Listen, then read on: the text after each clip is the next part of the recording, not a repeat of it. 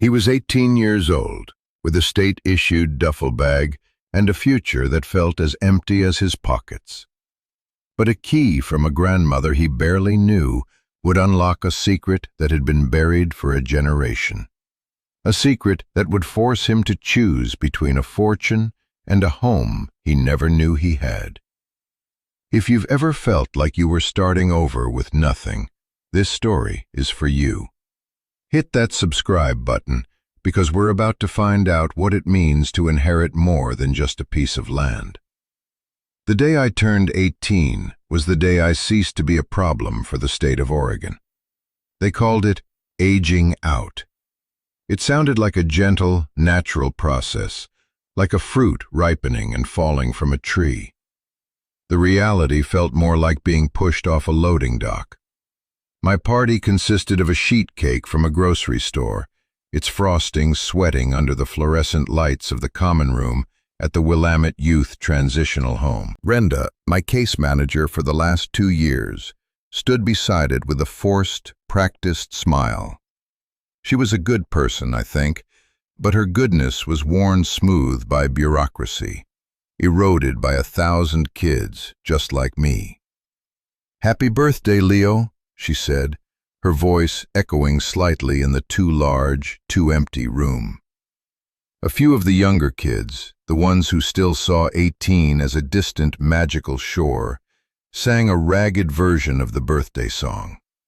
I watched the flame on the single candle flicker in the draft from the air vent, a tiny, struggling point of light in a universe of beige linoleum and cinder block walls. Brenda handed me a large manila envelope. Inside was my birth certificate, my social security card, and a check for $117, the remaining balance of my state-supervised savings account. There was also a bus pass valid for 24 hours and a list of shelters and job placement resources. It was the official starter pack for a life I had no idea how to live. "Everything's in there," she said, tapping the envelope. "Your whole life, on paper." The dry humor was unintentional, but it landed with a quiet thud in my chest. My whole life. 2 documents and $100. She then handed me the duffel bag. It was black, made of cheap nylon, and contained 2 pairs of jeans, a few shirts, some socks, and a toothbrush, all purchased according to state guidelines for departing wards. The bag was light. It felt far too light to carry the weight of a future. I cut the cake. The knife, a plastic one, bent under the pressure. The cake itself was dry, the frosting cloyingly sweet. I ate a piece to be polite, the sugar coating my tongue. I could feel the eyes of the other residents on me. To them, I was a ghost, a preview of their own departure. They were looking at me to see if freedom looked like hope or terror. I tried to keep my face neutral, a mask of calm I had perfected over a decade in the system. Don't show weakness. Don't show fear. Don't show anything they can use. It was the first rule you learned. I had spent so long wanting this day to come, dreaming of the moment I could walk out the door and never look back. But now that it was here, the silence on the other side of that door was deafening. The world wasn't waiting for me with open arms. It didn't even know I was coming. An hour later, I was standing outside the lawyer's office. The address had been given to me by Brenda, a final, unexpected addendum to my departure protocol. "Your grandmother's will is being read today," she'd said, her expression unreadable. "You're listed as a beneficiary. You need to be there." My grandmother, Ilara. The name was more of a whisper than a memory. I had a few faded, sepia-toned images in my mind. The smell of cinnamon and soil, the rough texture of a wool blanket, a low, humming voice. She'd been a ghost in my life long before she was an actual one. Gone from my world before I was old enough to form lasting pictures of her face. After her, there was just the system, a succession of foster homes, then the group facility. Her death a year ago had been a notice in the mail, a sterile fact. I never expected to hear her name again. The law office of Albright, Finch, and Gable was the opposite of everything I knew. The air was still and smelled of old paper, leather, and money. A thick, plush carpet swallowed the sound of my worn-out sneakers. I gave my name to the receptionist, a woman with hair like a silver helmet, and she looked me over with an expression that hovered somewhere between pity and suspicion. I was acutely aware of my state-issued clothes, of the duffel bag slung over my shoulder. I was a stray dog that had wandered into a cathedral. She directed me to a conference room at the end of a long hallway lined with portraits of stern-looking men. Inside, a handful of people were already seated around a massive mahogany table. They were strangers, their faces closed and unfamiliar, their clothes whispering of a comfortable, settled world. They glanced at me as I entered, a flicker of curiosity, before turning away. I was an anomaly, a loose thread in their neatly woven family tapestry. I took the only empty chair at the far end of the table, feeling like a child sitting at the grown-ups' table. Mr. Albright, a man who looked exactly like the portraits in the hall, read the will in a dry, monotonous voice. It was a litany of bequests, antique furniture to a cousin, a collection of porcelain birds to a niece, jewelry to a woman who dabbed at her eyes with a silk handkerchief. It was a glimpse into a life I had no part in. Finally, my name came up. To my grandson, Leo Vance, Albright read, peering over his glasses, whom I wish I had known better. I leave the contents of my savings account in the amount of $5,327. A check was slid across the polished surface of the table toward me. $5,000. It was more money than I had ever seen in my life. It was a ticket, a buffer, a small shield against the cold indifference of the world. But it also felt like a final, clean severance, a payment for a childhood I never had. The other relatives shifted in their seats, their brief interest in me already fading. The transaction was complete. I was dismissed. I took the check, folded it carefully, and put it in my pocket.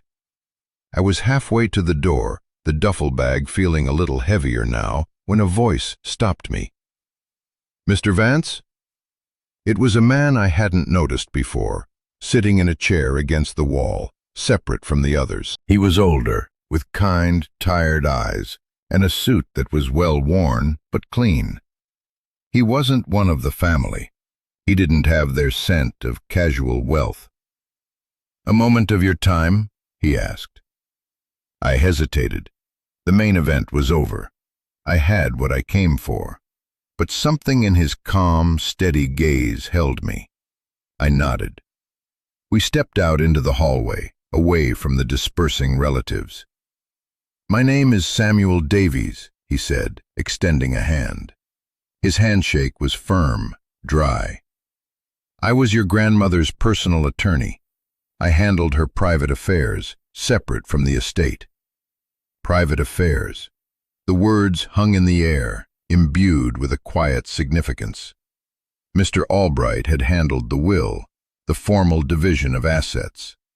Mr. Davies, it seemed, had handled the secrets. He led me to a smaller, less intimidating office. It was cluttered with books and files, a comfortable, lived-in chaos. He gestured for me to sit. "Your grandmother was a very particular woman, Leo," he began, sitting behind his desk. He used my first name, and it sounded strange, too familiar. She had her reasons for everything she did. The arrangements with Mr. Albright's firm were a formality, a public gesture. Her true legacy for you is something else entirely. My heart began to beat a little faster. I had no idea what he was talking about. Davies reached into a drawer and pulled out 2 items. The first was a thick, legal-sized envelope, yellowed with age, its flap sealed with a wax stamp bearing the impression of a bird. The second was a key. It was old, made of dark, heavy iron, with an ornate clover-shaped head. It looked like something that would unlock a castle door or a pirate's chest. "This," he said, pushing the envelope across the desk, "is the deed to a property. It's fully paid for, and as of this morning, it is legally yours." He then slid the key next to it. "And this is the key to the front door." I stared at the items. A deed, a key. I picked up the key. It was cold and heavy in my palm. "A property?" I asked, my voice barely a whisper. "What property? Where?" "It's a small homestead, a house, a barn, and about 40 acres of land," Davies said, watching me closely. "It's located in a place called Sparrow Creek, up in the coastal range." Sparrow Creek. The name meant nothing to me. I had lived my entire life within a 50-mile radius of Portland. The coastal range was a different world, a swatch of green on a map I'd never had a reason to look at. "I don't understand," I said, looking from the key to his face. "Why? Why would she leave me a house? She was never part of my life. Why wasn't this in the will?" Davies leaned back in his chair, his fingers steepled. The weariness in his eyes seemed to deepen. "As I said, your grandmother had her reasons. She structured things this way deliberately. She wanted this inheritance to be separate, private, just for you. She felt that it might be a burden or a temptation that you weren't ready for until you were on your own." A burden, a temptation. The words were unsettling. "What kind of burden?" I asked. He gave a small, sad smile. "The kind that comes with owning something that other people want very, very badly, Leo. The property, it's not just a piece of land. It's a story. Your grandmother wanted you to have the chance to read it for yourself, without anyone else looking over your shoulder." He stood up, signaling the end of our meeting. "My advice to you is to go there. Use the money from the will. Go to Sparrow Creek. See the place for yourself before you make any decisions. My card is in the envelope. Call me if you have questions, or if you decide to sell." He said the last 2 words with a subtle lack of enthusiasm, as if it were a possibility he hoped I wouldn't consider. I left his office with a check for $5,000 in one pocket and a key to a life I never knew existed in the other. My future, which had been a blank, terrifying void an hour ago, now had a destination. Sparrow Creek. I spent that night in a cheap motel off the interstate, the kind of place where the carpets are permanently sticky and the air smells of stale smoke and despair. The $117 from the state was almost gone, spent on the room and a greasy burger from a 24-hour diner. I lay on the lumpy bed, the key and the sealed envelope on the nightstand beside me. The key seemed to hum with a strange energy, a silent invitation. The envelope felt heavy with unspoken words. I could have opened it. I could have read the deed, learned the precise location, the legal description of my inheritance. But I didn't. Mr. Davies' words echoed in my head. "It's a story. She wanted you to have the chance to read it for yourself." Reading a legal document felt like skipping to the last page of a book. I wanted to start at the beginning. The next morning, I walked to the bank and deposited the check. Seeing the number in my account balance, $5,214.38, was surreal. It was a safety net, a real one. It was the first time in my life I felt like I had options. My first option was to stay. I could get an apartment, find a job, try to build a normal life here in the city that had raised me as its ward. Or I could take the second option. I could follow this strange, posthumous breadcrumb trail my grandmother had left me. I could cash out a few $100s and get on a bus heading west. The choice felt monumental. It was the first real decision I had ever made as a free adult. Staying felt safe, predictable. Going felt like stepping off a cliff into the fog. I thought about the beige walls of the group home, the pitying look from the lawyer's receptionist, the weight of being a nobody, a file in a cabinet. Whatever was in Sparrow Creek, it was mine. It was a connection to a past, however broken. It was something. And something was infinitely more than the nothing I had. The Greyhound station was a chaotic symphony of hurried goodbyes, anxious reunions, and the weary patience of people in transit.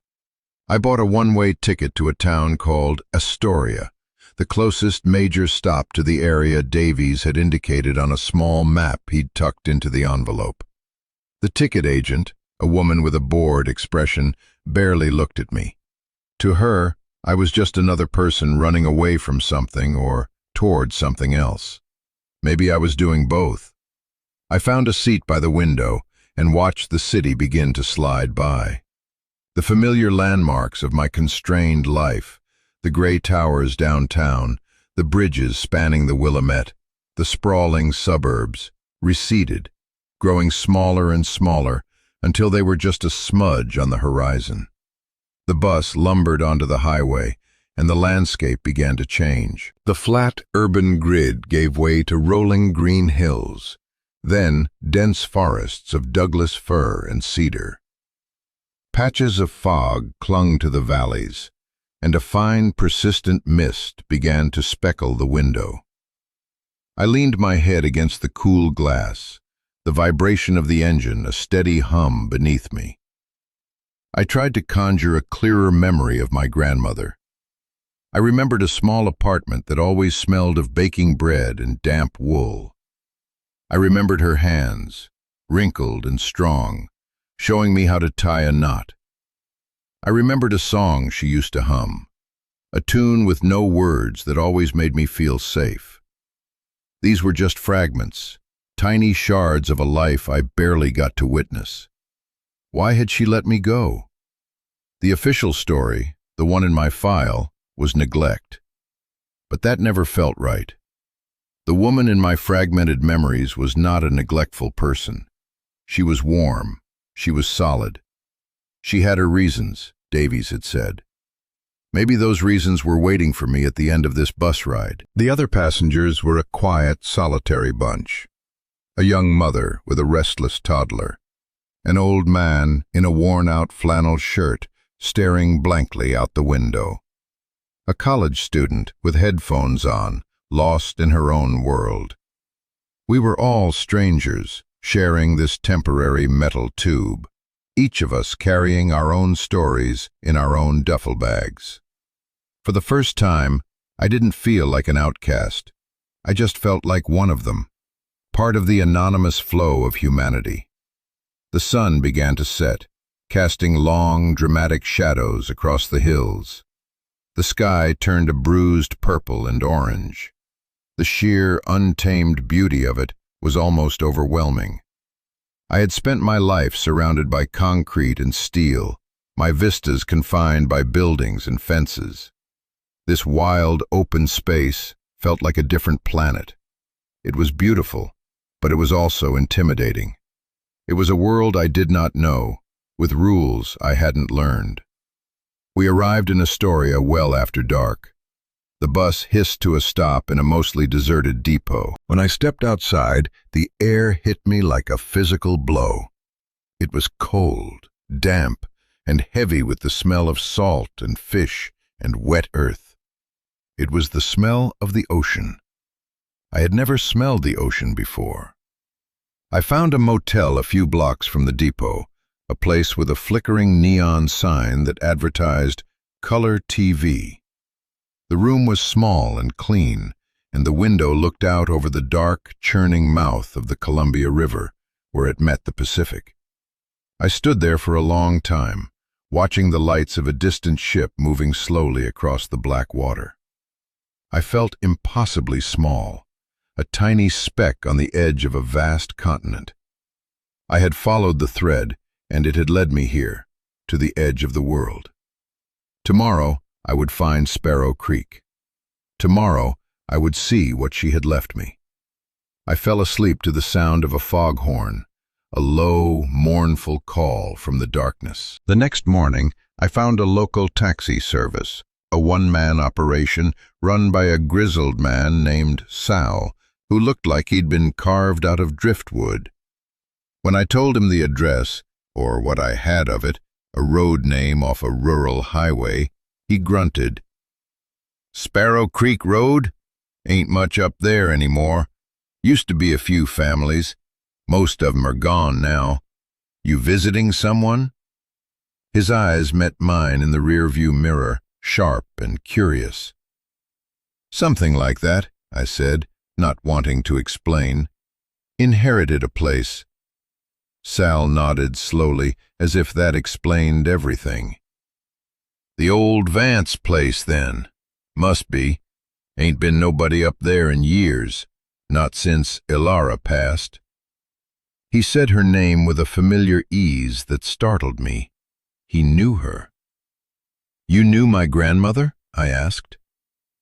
"Everyone knew Ilara," he said, turning the taxi onto a two-lane highway that wound its way into the hills. "Tough woman. Kept to herself mostly, especially the last few years. Had a long-running feud with the Northwood timber guys. They wanted her land. She wasn't selling." Northwood. The name was unfamiliar, but Sal said it with a sour twist of his mouth. It sounded like an old, local grudge. The paved highway eventually turned into a gravel road, and the gravel road turned into a rutted dirt track.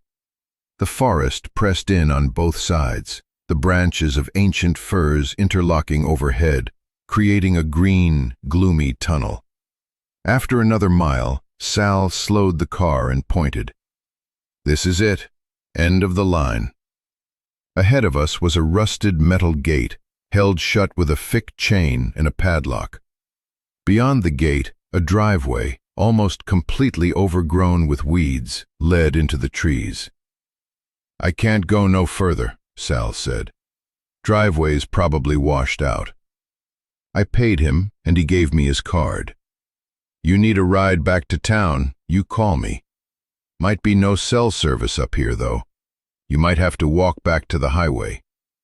He looked at me again, a flicker of something like concern in his eyes. "You be careful, kid. That place has memories." He put the car in reverse and backed down the track, leaving me alone in the profound silence of the woods. The only sounds were the drip of water from the leaves and the distant caw of a crow. I stood before the gate, the duffel bag on the ground beside me. The chain was thick and rusty, but the padlock looked newer, more robust. I pulled the iron key from my pocket. It wasn't for this lock. This was just a barrier to keep people out. I looked around. To the right of the gate, the fence was a sagging line of rotten posts and rusted wire, easily stepped over. I left my bag by the gate and pushed my way through the thorny salmonberry bushes that had consumed the fence line. I was in. I walked up the driveway, my sneakers sinking into the soft, damp earth. The air was cool and smelled of pine needles and decay. After about 100 yards, the trees opened up into a clearing. And there it was. The house was small, a simple one-story structure made of wood that had weathered to a soft, silver gray. The roof of the porch sagged in the middle, and green moss grew thick on the shingles. The windows were dark and blank, like vacant eyes. To the left stood a barn, its roof partially collapsed, its red paint faded to a pale, peeling pink. The whole place seemed to be slowly sinking back into the earth, being reclaimed by the relentless green of the forest. It didn't look like a home, it looked like a shipwreck. I felt a pang of disappointment. This was it? This was the grand secret?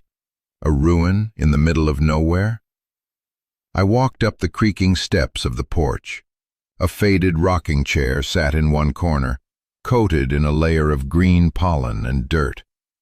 I went to the front door. The blue paint was flaking off, revealing the bare wood beneath. The lock was old and tarnished.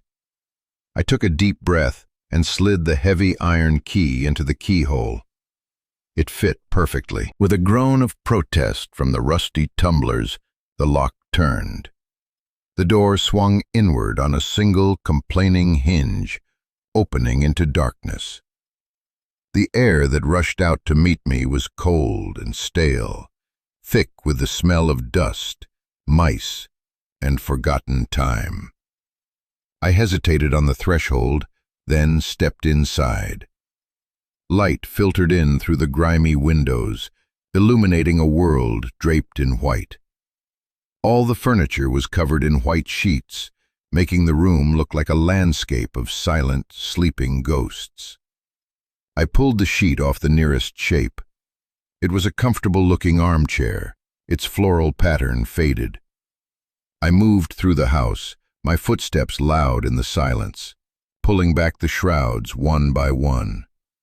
There was a living room with a stone fireplace, a small kitchen with a wood-burning stove, and 2 small bedrooms. Everything was simple, rustic, and coated in a thick layer of dust. It was a time capsule. It looked as if someone had simply covered everything up, locked the door, and walked away. In the back bedroom, the one I assumed had been hers, a quilt with a pattern of interlocking stars was folded neatly at the foot of the bed. On the nightstand sat a pair of reading glasses and a bookmark still holding the page. It was as if she had just stepped out for a moment. A wave of profound sadness washed over me. This was her life, this quiet, solitary place. This was what she chose over me. The anger I had suppressed for so long began to bubble up, hot and bitter. Why? Why leave me to grow up in a world of strangers when she had this? As I stood there, caught in a storm of grief and rage, my foot scuffed against a floorboard. It moved. Just a fraction of an inch, but it was enough. I knelt down. Most of the floorboards were flush, but this one, right beside the bed, seemed to sit just a little higher than the others. I pressed on it. It gave slightly, with a soft creak that was different from the groans of the old house. My fingers found a small crack along the edge. I pried at it. The board lifted up, revealing a dark, square cavity beneath the floor. And nestled inside that cavity was a metal box, about the size of a shoebox, tied shut with a faded blue ribbon. My heart hammered against my ribs. This was it. This was the story. My hands were trembling as I lifted the box out. It was heavier than it looked. I sat on the edge of the dusty bed and worked at the knot on the ribbon. It was tied tight, a stubborn little knot that seemed to resist me. Finally, it came loose. I lifted the lid.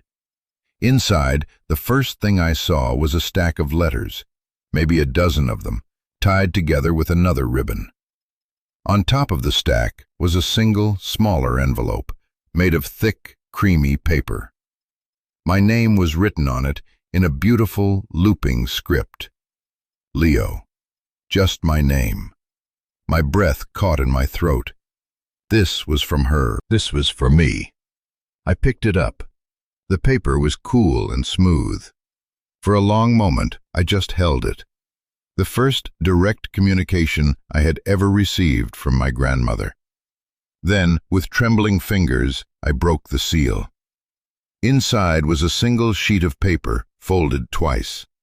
I unfolded it and began to read. "My dearest Leo," the letter began. The ink was a faded blue. "If you are reading this, it means I am gone, and you have found your way home. I hope you can find it in your heart to forgive an old woman for the choices she made. I know you must have grown up thinking I abandoned you. I know you must hate me for it. I want you to know, from the bottom of my soul, that not a day went by that I did not think of you, that I did not ache to have you here with me. But I couldn't. It wasn't safe." The words blurred as my eyes filled with tears. I wiped them away impatiently and kept reading. "This land, this little piece of the world, is more than just a home. It was your grandfather's legacy, and it became my fortress. There are people, a company called Northwood Development, who want this land more than anything. They have wanted it for 30 years. Your grandfather, Michael, was a journalist. He discovered they were poisoning the land around here, dumping toxic chemicals into the creeks that feed the river. He was going to expose them. But before he could, he had an accident on the highway. I never believed it was an accident. A cold dread trickled down my spine. Northwood, the company Sal the taxi driver had mentioned. After he was gone, I became the guardian of his work, of his proof, and I became the obstacle they couldn't remove. They tried everything, Leo. Lowball offers, legal intimidation, threats both veiled and overt. They made my life a quiet, constant battle. I couldn't bring a child into that.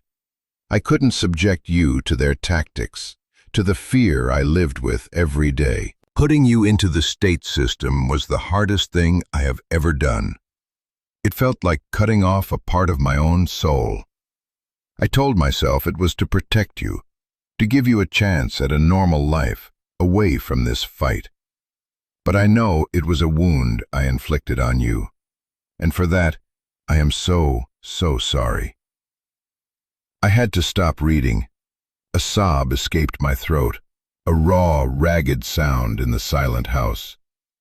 She hadn't abandoned me. She had protected me.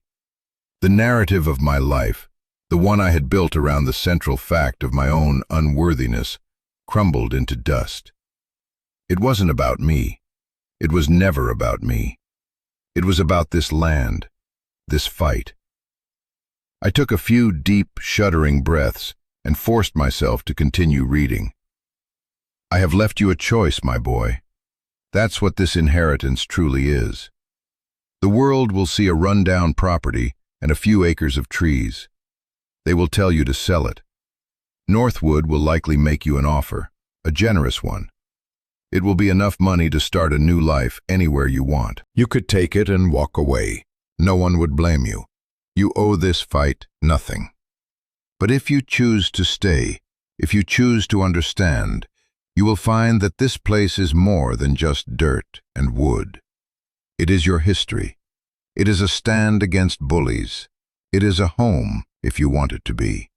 The rest of the letters in this box will tell you the whole story. The choice is yours, and yours alone. Whatever you decide, know that I loved you. Know that in my own broken way, I was always trying to bring you home. Your loving grandmother, Ilara. I read the letter again, and then a third time, the words sinking into me like rain into dry soil. The grief was still there, a vast, aching canyon in my chest. But now, it was mixed with something else. A flicker of understanding, a sense of purpose. I looked around the dusty room, at the silent, shrouded furniture. It didn't look like a ruin anymore. It looked like a battleground. I stood up and walked out onto the porch. The sun was breaking through the clouds, sending shafts of light down through the tall firs. The air was clean and sharp. I thought about the $5,000 in my bank account. I thought about the offer Northwood would probably make. It was the easy way out. a clean break. I could take the money and run. I could buy a used car, a new wardrobe, an apartment in a city where no one knew my name. I could be free. But what was freedom? Was it the absence of responsibility?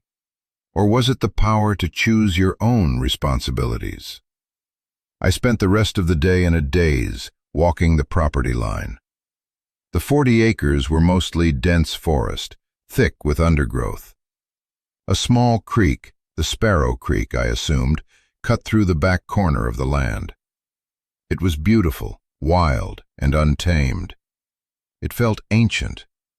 As dusk began to fall, I sat on the porch steps, the metal box in my lap. The temptation to sell was a siren song. It was the sensible choice, the logical one. I had been given a golden ticket out of a life of poverty and uncertainty. To turn it down would be insane.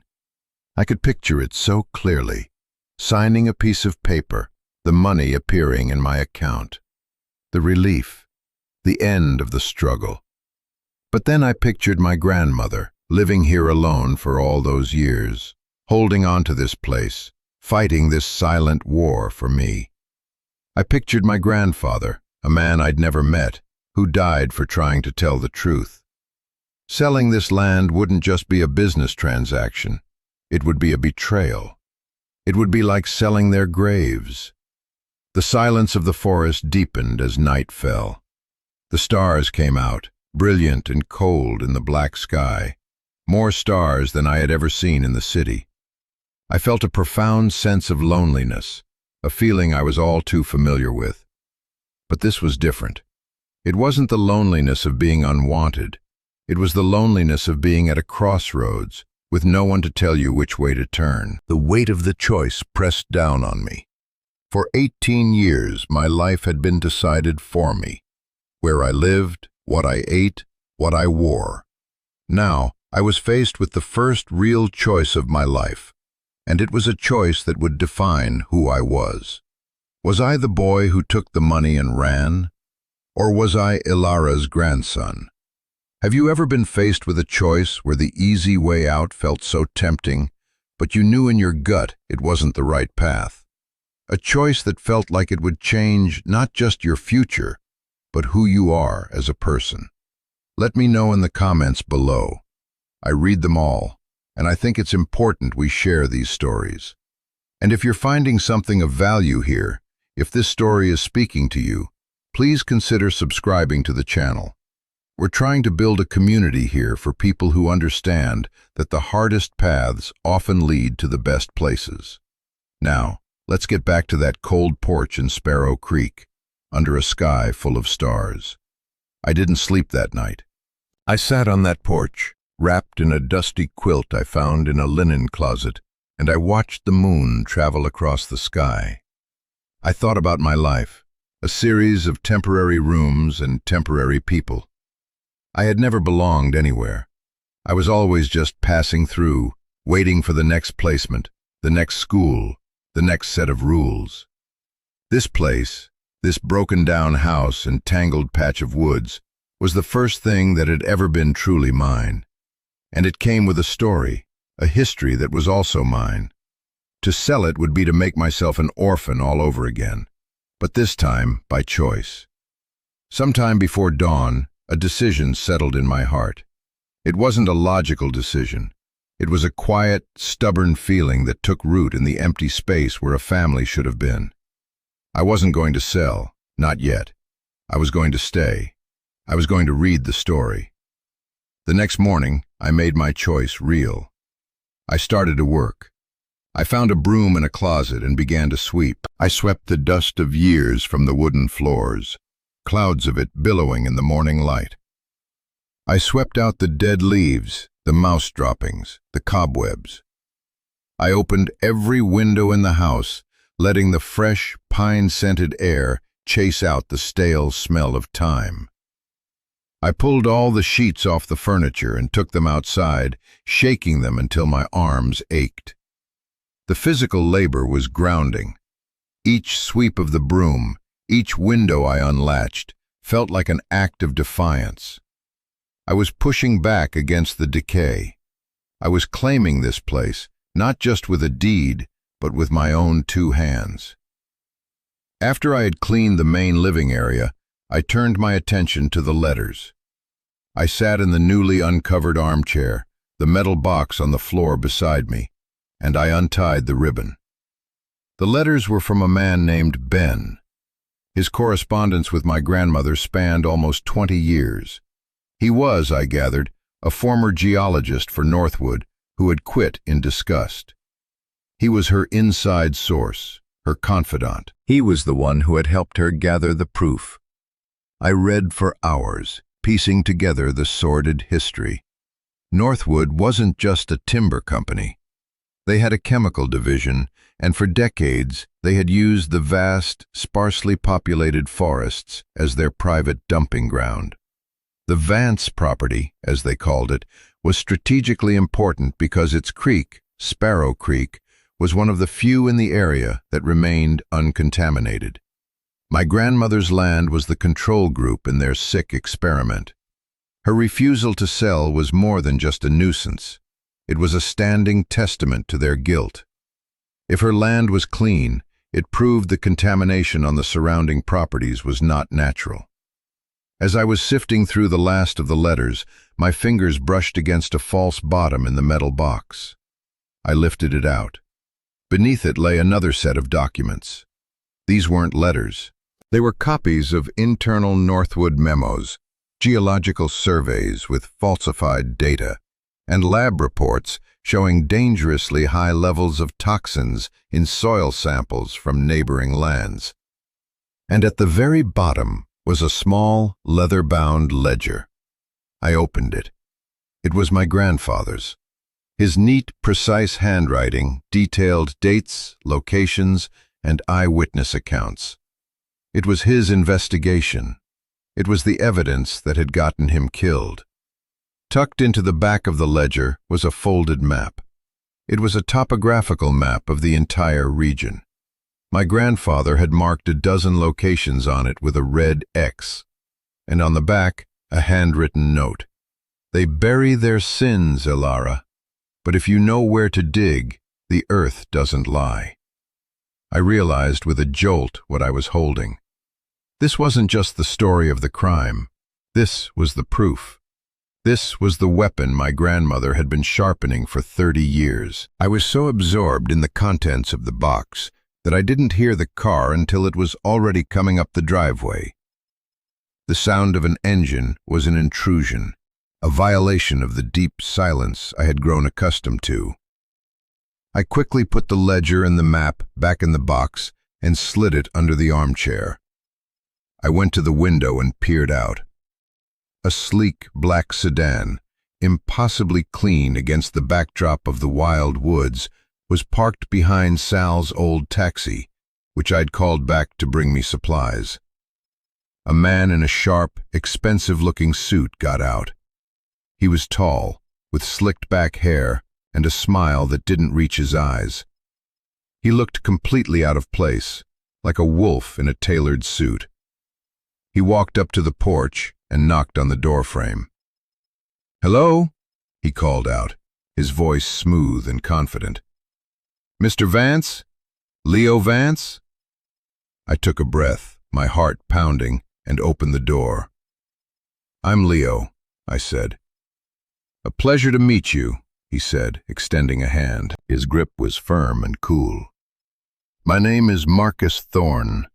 I'm with the Acquisitions Department at Northwood Development." So the wolf had come to the door. "We were sorry to hear about your grandmother's passing," he said, his tone dripping with synthetic sympathy. "She was a fixture in this community." He glanced around at the clearing, at the dilapidated barn and the overgrown yard. "We've been interested in acquiring this parcel for some time. For conservation purposes, of course. We'd like to see it returned to its natural state."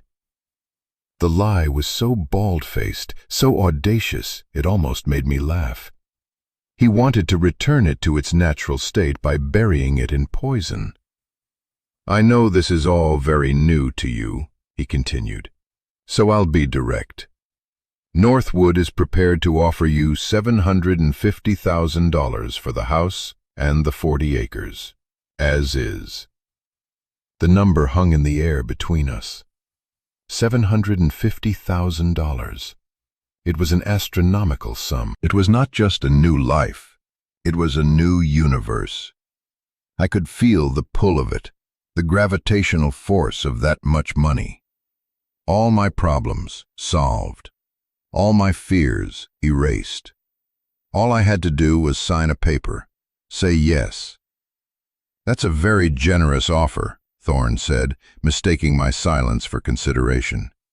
It would set you up for life. No more worries. He handed me a glossy folder. The offer is detailed in here. We can have the funds transferred to your account within 48 hours of you signing. He gave me another one of his empty smiles. Of course, the offer is only on the table for a limited time. And I should mention, if we can't come to an agreement, there are other avenues.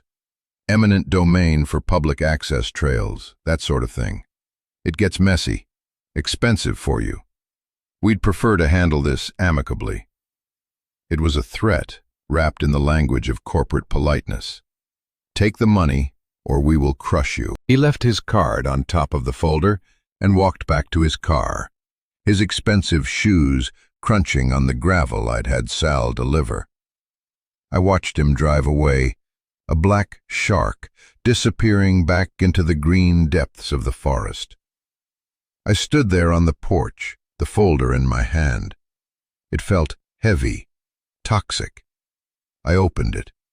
The contract was inside, along with a cashier's check for the full amount, post-dated. All it needed was my signature. $750,000. I walked back inside and sat down in the armchair. I looked at the clean floor, at the sunlight streaming through the windows I had washed. I thought about the choice my grandmother had given me. You owe this fight nothing, she had written. But she was wrong. I owed it to her. I owed it to the grandfather I never knew.